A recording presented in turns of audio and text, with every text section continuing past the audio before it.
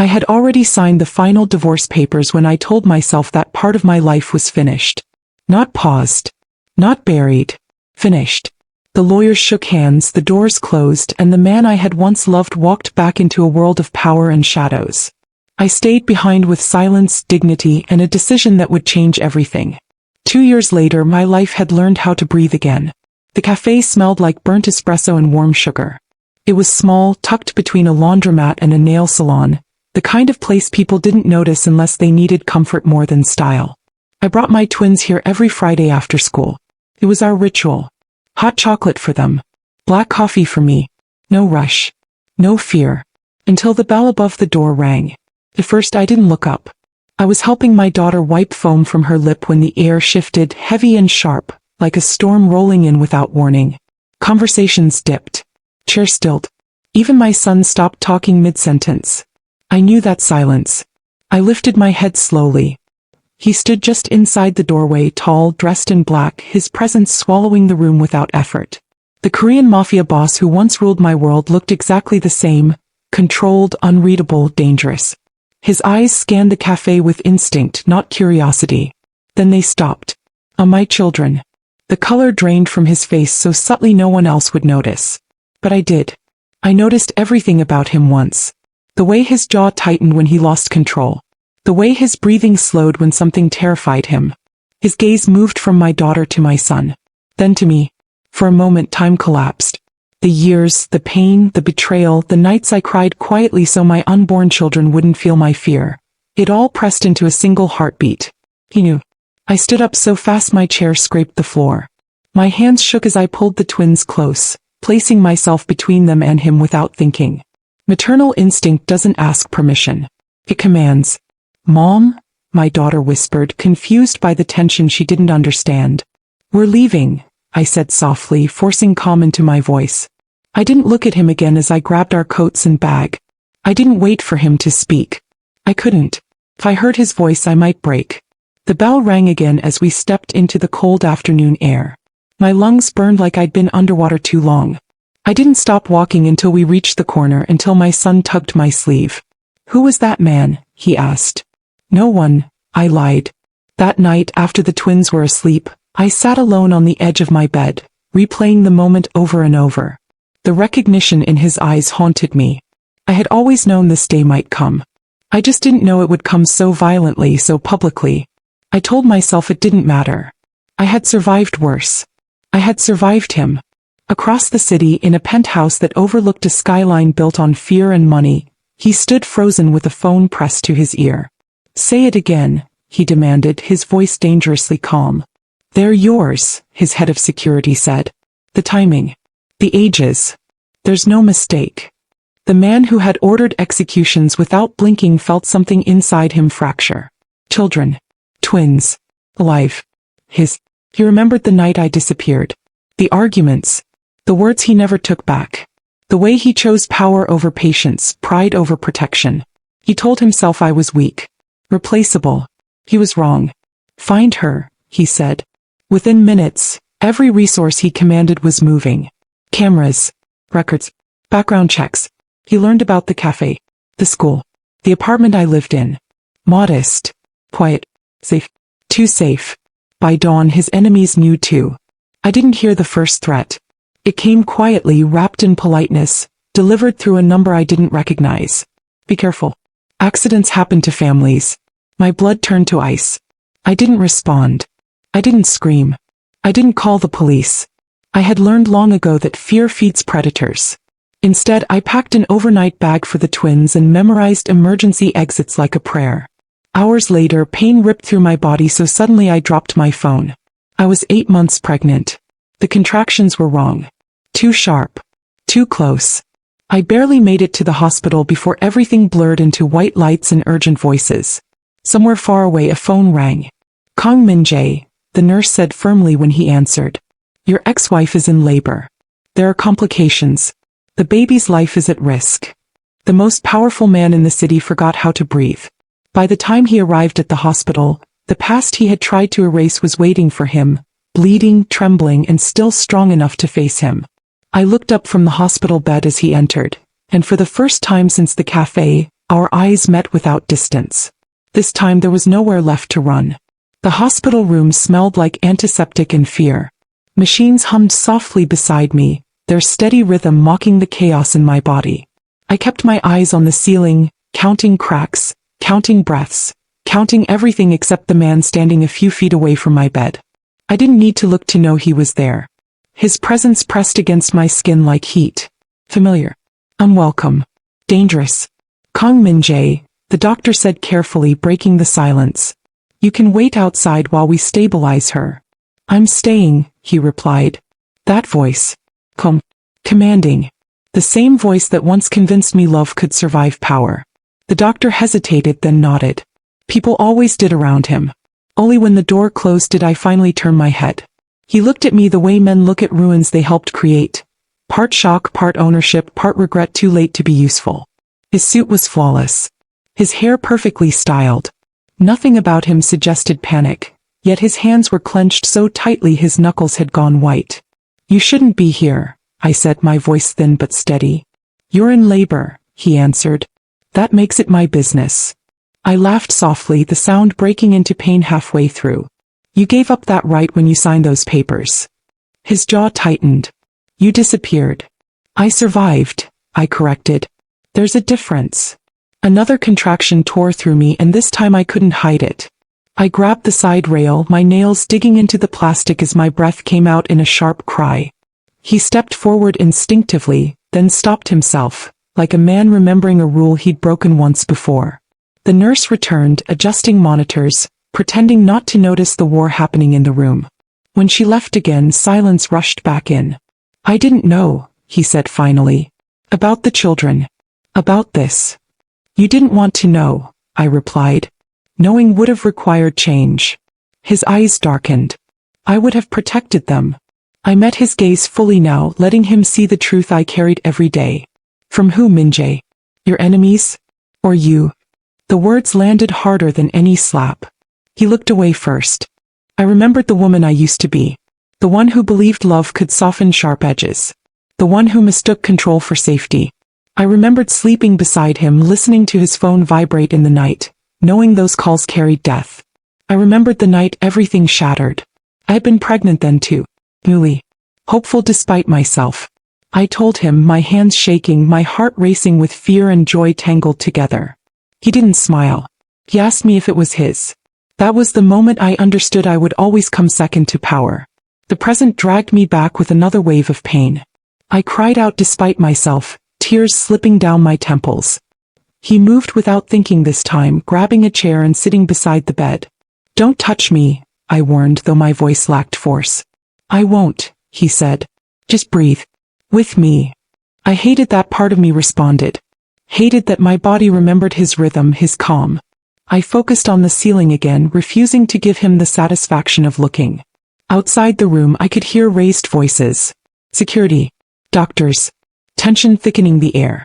Something was wrong beyond my labor. I felt it deep in my bones. What's happening? I asked. His phone buzzed. He glanced at it, then turned the screen face down. Nothing you need to worry about. I laughed again, bitter this time. That's what you always said. He exhaled slowly. Someone leaked your location. My enemies know you're here. Fear sliced through me sharper than pain. My hands flew instinctively to my stomach. Pie baby, I whispered. Our baby, he corrected softly. I snapped my head toward him. Don't rewrite history. I'm not, he said. I'm facing it. For the first time I saw something unfamiliar in his eyes. Not dominance. Not control. Fear. Real fear. They'll be dealt with, he continued. No one will touch you or the children. You can't guarantee that, I said. You never could. Another contraction hit, stronger than before. Alarms beeped. Nurses rushed in, voices overlapping, hands moving quickly. The room filled with urgency. She's dilating too fast, someone said. We need to prep for emergency delivery. The word emergency echoed in my skull. Min-jae stood frozen for half a second, then stepped back, giving the staff space. He watched everything with ruthless focus, memorizing, calculating, helpless in a way no enemy had ever made him. As they wheeled me toward the operating room, our eyes locked again. If something happens to me, I said, forcing the words out, you do not get to disappear again. His face hardened. I won't. Promise me, I demanded. I promise, he said without hesitation. I didn't know if I believed him. Promises had always come easily to men like him. The operating room was blindingly bright. Impersonal. They transferred me onto another bed, hands everywhere, voices calm and clipped. I felt tears slide into my hair. Through the haze I heard raised voices outside. Security radios crackling. Someone shouting his name. Kang Min-jae, a voice yelled. We have a situation. I saw him hesitate at the doorway, torn between two worlds he'd never managed to keep separate. Go, I said weakly. Do what you do best. He turned back to me, eyes burning. This time what I do best is stay. He stepped inside and the doors closed behind him. As the doctors counted down, as the pain reached something close to unbearable, I realized the truth I'd been running from. The man I left behind was standing right here. The man he might become was about to be tested. The doors sealed shut with a sound that felt final. Outside the operating room, chaos moved in controlled bursts. Footsteps, clipped commands, radios whispering danger. Inside, time slowed to a single fragile thread stretched between breaths. Stay with me, the anesthesiologist said gently. I nodded, though my body was shaking too hard to promise anything. Min-jae stood near the wall, masked, silent, his eyes never leaving me. This was a side of him I had never seen before. No phone in hand. No orders being barked. Just a man stripped of certainty, watching consequences unfold. A nurse leaned toward him. Sir, hospital security reports suspicious movement on the east wing. Your people are responding. I told them no weapons, he said quietly. They won't listen if things escalate. They will, he replied, his voice sharp as a blade. Or they answer to me. I closed my eyes as another contraction tore through me, pain blooming hot and ruthless. My fingers clenched into the sheets. Somewhere deep inside, fear whispered that this moment was too important to survive. The doctor's voice cut through. We're proceeding now. The world narrowed to pressure, voices counting, my own breath breaking apart. I thought of my twins at home, asleep, unaware that their world balanced on a knife's edge. I thought of the baby inside me fighting just as hard as I was. And I thought of the truth I'd buried. Years ago, before I left, I'd learned something that changed everything. Something Min-jae was never meant to know. A scream tore from my throat as pain surged. That's it, the doctor encouraged. One more push. Outside, a shout echoed down the hallway. Gun. Min-jae moved instantly, stepping between the door and my body, his back straight, his stance lethal even unarmed. Security flooded the corridor. Orders overlapped. Someone was tackled. Something metal clattered against the floor. False alarm, a voice called seconds later. It was a phone. The tension didn't leave. It never did in his world. It only waited. Focus, the doctor said firmly. She's losing too much blood. The word blood hit me harder than the pain. Min-jae's head snapped toward the monitors. His breath hitched once before he controlled it. I had seen him watch men bleed before. This was different. Talk to me, he said suddenly, stepping closer. Say anything. I laughed weakly through tears. You always hated when I talked too much. I hated when you were silent, he replied. The doctor glanced at him. She needs calm. I can do calm, he said, lowering his voice. I built an empire on it. I felt myself slipping, the edges of the room blurring. Panic clawed at my chest. Mindy, I whispered. I'm here. There's something you don't know. His eyes sharpened. You can tell me after. No, I said, forcing clarity into my voice. Now. Another alarm beeped. Faster. Louder. I swallowed. The night I left. I didn't just leave because of what you said. He didn't interrupt. He never did when he sensed truth. Your aunt came to me, I continued. She told me I was a liability. That mixed blood would weaken your legacy. She offered me money to disappear. His face went still. I refused, I said. She threatened the babies. The room seemed to tilt. She said if you ever knew you'd choose power again. So I left before she could force the choice. Min-jae's eyes burned with something close to rage. She told me you ran. She lied, I whispered. About everything. A nurse looked between us, confusion flickering. The doctor raised a hand. We need to focus. Min-jae stepped back, but his jaw was locked so tightly I thought it might crack. The pain peaked again, tearing a cry from my chest. My body convulsed as the doctor worked urgently. Come on, the doctor urged. Stay with us. I screamed, a sound ripped from somewhere primal and raw. And then, a cry answered mine. Small. Alive. Time shattered. There, the doctor said, relief flooding her voice. We have a heartbeat. I sobbed, relief crashing over me so violently it hurt. Tears soaked the pillow as I searched blindly. Is my baby? He's alive, she said. Premature but strong. Min-jae let out a sound I'd never heard before. It wasn't a word. It was something breaking open. But the moment didn't last. The door burst open as security rushed in, faces grim. Sir, one of them said. Your aunt has been detained. She was coordinating with a rival faction. She wanted the child removed from the equation. Min-jae turned slowly. The air around him felt dangerous, electric. She threatened my family, he said quietly. Yes. Good, he replied. Because now she understands what it feels like to lose control. I shivered, not from fear of him but from the finality in his voice. The nurses wheeled my baby toward the NICU. I reached out weakly, desperate. Min-jae followed, stopping only when a nurse blocked his path. Only one parent, she said. He looked back at me. Go, I whispered. Be with him. He hesitated, torn, then nodded once and followed our child. As they wheeled me into recovery, exhaustion pulling me under, one thought burned brighter than the rest. The blood that bound us had finally been revealed. And secrets, once exposed, always demanded consequences. The first time Min-jae saw his son, he forgot how to stand like a king. The NICU was quiet in a way that felt sacred, machines humming softly, lights dimmed as if the room itself understood the fragility of what lived inside it. His baby lay in a clear incubator, impossibly small, skin pink and translucent, chest rising with stubborn determination. Min-jae placed a hand against the glass. So much power reduced to breath. The nurse explained tubes and monitors, survival rates and timelines, but he heard none of it. All he could see was the way the baby's fingers curled, as if already grasping the world, refusing to let go. My son, he whispered. The word felt foreign. Heavy. Terrifying. Behind him his phone vibrated endlessly. Messages stacked. Alerts. Reports. His empire calling for direction. For blood. For orders. He turned the phone face down. For the first time in his life, something mattered more than control. Hours later, I woke in recovery with my body aching and my mind fogged. The room was dim, quiet except for the soft beep of machines. For a moment, panic surged, until I remembered the cry.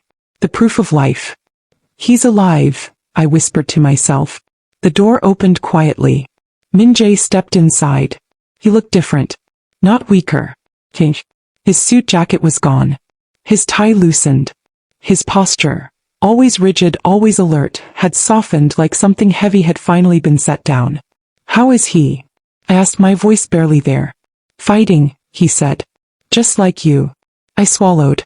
Did you hold him? His eyes flickered. Not yet. Soon. He moved closer to the bed, stopping just within reach. For a long moment, neither of us spoke. There was too much between us. Years of silence, choices, wounds that never closed properly. She told me, he said finally. I tensed. Who? My aunt, he continued. Everything. She admitted it when she realized she'd lost. I let out a shaky breath. Then you know why I left. Yes, he said. And I know why I failed you. The words landed softly but carried weight. Accountability was never his language. Power was. Fear was. Silence was. This was new. You didn't just lose a wife, I said quietly. You lost your children's first years. Their first words. Their birthdays. That wasn't an accident. He nodded once. I know.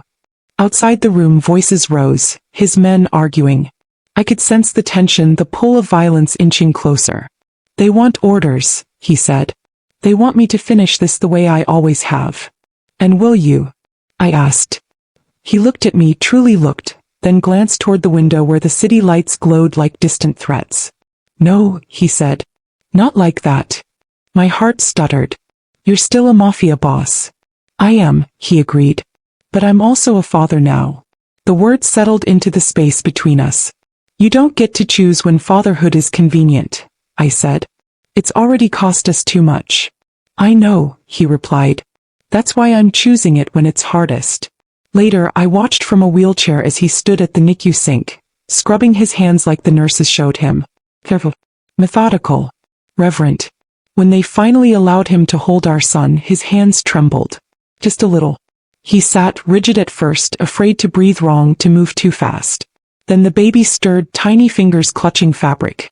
Min-jae inhaled sharply. Something broke open in his chest. I won't fail you, he whispered to the child. I swear.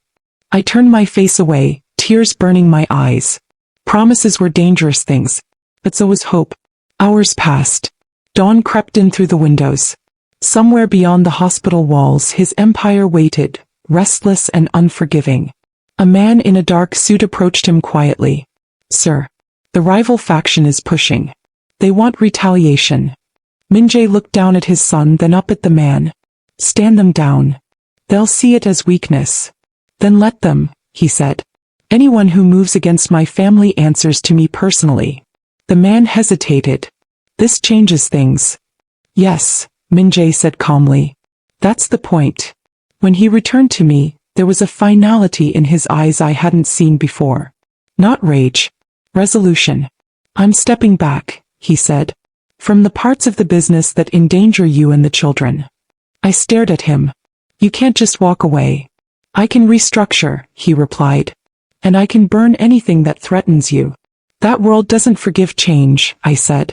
I don't need forgiveness, he answered. I need my family alive. Silence wrapped around us again, but this time it wasn't empty. Outside, the sun rose on a city that didn't know its balance had shifted. Inside, a man who had ruled through fear learned the cost of love. And as I watched him cradle our son, I realized the truth that frightened me most. If he truly chose us, nothing would ever be the same again. The hospital should have felt safe after the delivery, but safety was never something I could borrow for long. Not with Min-jae's name attached to mine, not with our baby fighting in the NICU, and not with enemies who treated life like leverage. By the second night, the hallways carried a different kind of silence. Nurses spoke softer. Security stood closer to doors. Even the air felt watched. Min-jae didn't sleep. He sat by the window, one hand on his knee, the other holding his phone like a weapon he refused to fire. Every time it buzzed, his eyes sharpened. Every time a nurse checked on me, he scanned corners and exits like danger was a language he couldn't stop speaking. You should go home, I told him. He didn't look away from the door. Home is wherever you are. A soft knock came. A doctor entered with a file, followed by a nurse who avoided Min-jae's gaze. The baby's stable, the doctor said. Still premature but improving. Relief loosened my chest. Can I see him? Soon, she promised. But there's another issue. Administration received a call. Someone demanded access to your room. Min-jae's voice turned cold. From whom? They wouldn't identify themselves, the doctor said. They used influence. Min-jae stood. No one comes in without my approval. The doctor left quickly. When the door closed, Min-jae's calm changed into the quiet of a man preparing for a fight. I told you, I said. You can't guarantee anything. I can guarantee this, he replied. No one will take another piece of you. An hour later, the knock came again. This time it wasn't gentle. Two men stepped inside with security badges that looked real until you stared too long. Behind them, Min-jae's head of security appeared, jaw tight. Sir, he said under his breath. They forced their way through the east entrance. No weapons but trained. Min-jae moved between them and my bed, posture calm, lethal. State your name, he said. One man smiled. We represent a party interested in your family's future. My family is not negotiable, Min-jae said. Everything is negotiable, the man replied. Your aunt believed the child weakened your bloodline. Our clients believe the child strengthens it, if controlled. My stomach turned. Controlled. The second man stepped closer. A private arrangement. The mother disappears. The empire stays stable. Min-jae's voice dropped. Leave. The first man kept smiling. Your own counsel is restless. They fear you're becoming soft. Min-jae took one step forward. Softness isn't the opposite of strength. Cruelty is. He held the man's gaze. Tell your clients this. My son is the line no one crosses. The smile finally slipped. You're making enemies you don't need. Min-jae leaned in, voice quiet. I've lived among enemies my whole life. Now I know what I'm protecting. The second man glanced at the door. We can return with more pressure. Min-jae didn't blink. Walk out while you still have the illusion of choice. They left. When the door clicked shut, my hands started shaking. Min-jae turned to me and his expression softened. Are you okay? He asked. I swallowed. I'm tired of being a battlefield. His eyes lowered. I made you one. Before I could answer, his phone rang again. This time he looked. His face changed in seconds. It's them, he said. By internal counsel. He answered, voice calm. Speak. A distorted voice filled the room. You're losing control, Min-jae. The mixed child is destabilizing loyalty. Min-jae's jaw tightened. Loyalty that can't survive a baby was never loyalty. The mother should vanish, the voice insisted. It's tradition. I felt cold spread through my ribs. Min-jae looked at me, then back at the phone. No. Pause. If you refuse, you'll force a split. Then split, Min-jae replied. I won't sacrifice my family to satisfy men who confuse prejudice with policy. Silence crackled on the line. You're choosing her, the voice said. Min-jae didn't hesitate. I'm choosing what I should have chosen before. He ended the call. The room went still, but it was the stillness after a door closes forever. You just declared war, I said. Min-jae nodded. Yes. Fear rose in me. And if they come for us? He stepped closer, careful not to touch me, but close enough that I could feel his warmth. Then I stopped being patient. You said you'd do this without violence, I whispered. I said I'd try, he corrected. But I will not let anyone erase you. Not again. Minutes later, he ordered a lockdown of the floor himself. His people rotated in plain clothes, blending with staff, checking cameras, verifying every visitor list. It should have reassured me, but it only reminded me how many doors his life had opened to danger. I need to call my twins, I said. They'll wake up and wonder where I am. Min-jae nodded and handed me his phone. No tracking app. Just trust, offered like an apology.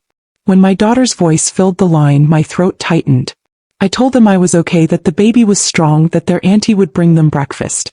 I didn't tell them men had walked into my room with plans for my disappearance. After I hung up, Min-jae's eyes stayed on me. They deserve a father who shows up, he said quietly. Not a myth they're warned about. He pushed my wheelchair to the NICU, stopping at the glass beside our son.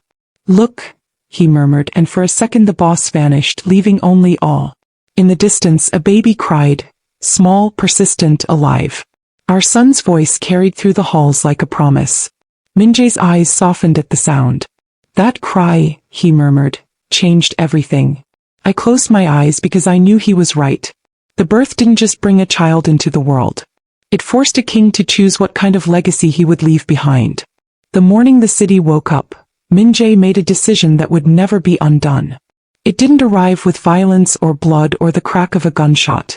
It arrived quietly in a hospital hallway that smelled like disinfectant and second chances, while our son slept behind glass and the twins waited at home for answers they were finally old enough to understand. Min-jae stood beside the window, watching dawn spread over concrete towers he once ruled with fear. His phone buzzed again, but this time he answered without tension. It's done, he said. Begin the separation. On the other end of the line, voices erupted. Objections. Warnings. Threats disguised as tradition. He listened without interruption, then spoke once more. I'm dismantling the structure, he said calmly. The council is dissolved. Anyone who stays answers to law, not lineage. A pause followed, heavy and stunned. You'll lose everything, a voice warned. Min-jae looked back at me, at the wheelchair beside the bed, at the glass wall protecting our son. No, he replied. I'll lose nothing that matters.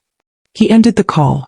For the first time since I'd known him, there was no echo afterward. No retaliation. No immediate chaos. Just quiet like a battlefield after the last soldier leaves. You don't owe us this, I said softly. He turned to me. I owe you everything. Later that day the twins arrived. Their footsteps ran ahead of the nurse escorting them, their faces bright with excitement and confusion. My daughter reached me first, hugging me carefully, like she understood my body was fragile. Is the baby okay? She asked. He's strong, I said, kissing her hair. Just small. My son hung back, eyes fixed on Minjae. He didn't look afraid. He looked curious.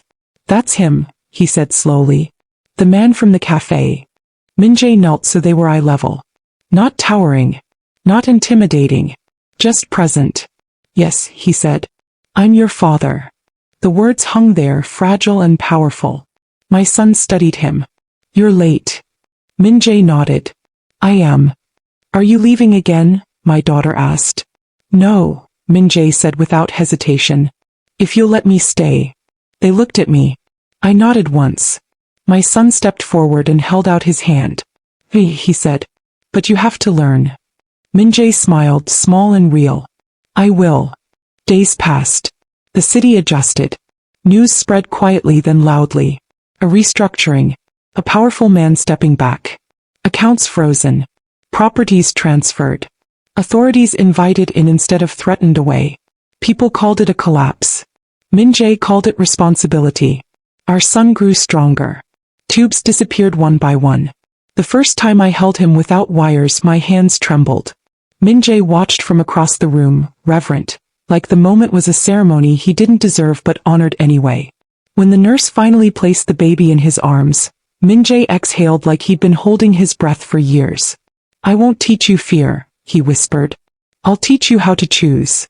At night, when the hospital quieted, Minjae told me things he'd never said aloud. About the first order he ever gave.